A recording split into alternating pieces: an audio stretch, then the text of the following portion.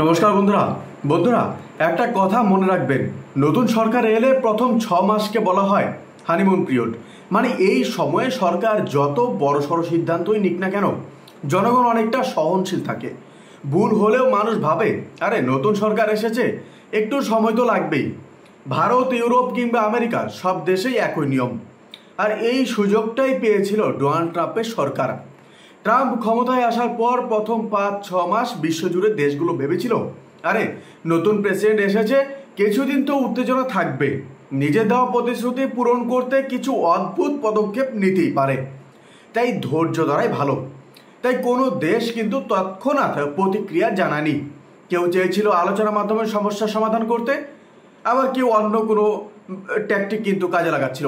কিন্তু ট্রাম্প এই হানিমুন পিরিয়ডকে কাজে লাগানোর বদলে উল্টো এবার বিপদ ডেকে আনলেন। আর এখান থেকে শুরু হলো এক নতুন বিদ্রোহ, যা আজ বিশ্বজুড়ে আলোচনার কেন্দ্রবিন্দু। বন্ধুরা, বিদ্রোহের সূচনা করলো ভারত। এবার প্রশ্ন আসে কিভাবে। দেখুন, ভারতের পোস্টাল ডিপার্টমেন্ট হঠাৎ ঘোষণা করলো যে আমরা আমেরিকার জন্য সব রকম পোস্টাল সার্ভিস বন্ধ করছি। এটা কোনো সাধারণ সিদ্ধান্ত নয়, এটা ছিল একরকম চ্যালেঞ্জ। আর এই সিদ্ধান্তের পর একে একে অনেক দেশ সামনে এলো। সবচেয়ে অবাক করা বিষয় হলো অস্ট্রেলিয়া, যে আমেরিকার অন্যতম ঘনিষ্ঠ মিত্র, সেও আমেরিকার জন্য সব পার্সেল ও ডাক সেবা স্থগিত করে দিল। এখানে শেষ নয়, ইউরোপ আর এশিয়ার অন্তত 20টি দেশ একই রকম পদক্ষেপ নিল। ব্রিটেন, জাপান, দক্ষিণ কোরিয়া, এমনকি জার্মানির মতো দেশগুলো আমেরিকার জন্য পোস্টাল সার্ভিস বর্তমানে বন্ধ করে দিল। এত বড় সিদ্ধান্ত হঠাৎ কেন, এই প্রশ্ন কিন্তু যাচ্ছে।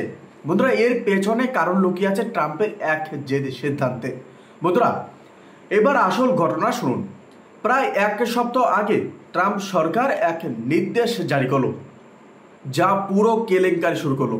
আগে নিয়ম ছিল যে আপনি যদি আমেরিকায় আপনার সন্তানকে বা আত্মীয়কে বা বন্ধুকে কোনো পার্সেল পাঠান, তার মধ্যে জিনিসের দাম যদি $800 মধ্যে হয়, তবে কোনো শুল্ক বা ট্যাক্স লাগতো না।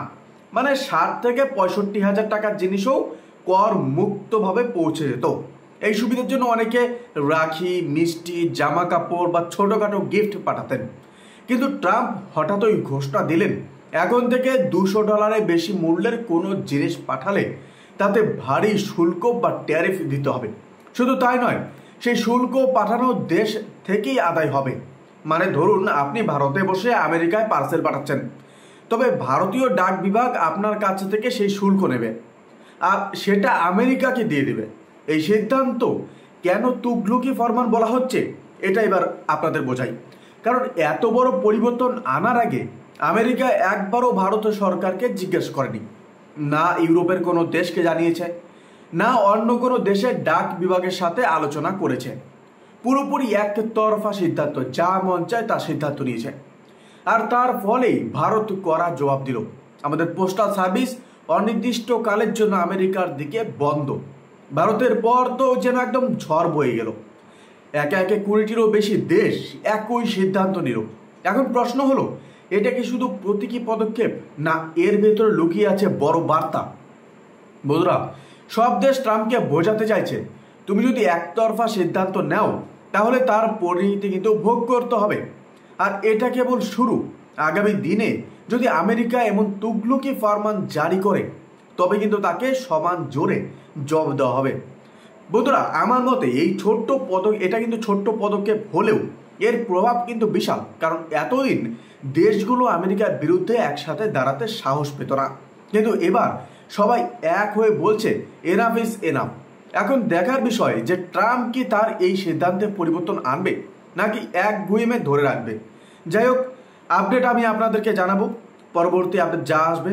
আর ভিডিও শেষ করার আগে একটা প্রশ্ন আমি আপনাদেরকে বলতে চাই, বা আমি আপনাদের কাছে জানতে চাই প্রশ্নের উত্তরটি। আপনি কি মনে করেন যে ট্রাম্প এই সিদ্ধান্ত তুলে নেবে নাকি আরও জেদি হবে? কমেন্টে লিখুন। ধন্যবাদ ভিডিওটি দেখার জন্য। সাবস্ক্রাইব করতে ভুলবেন না।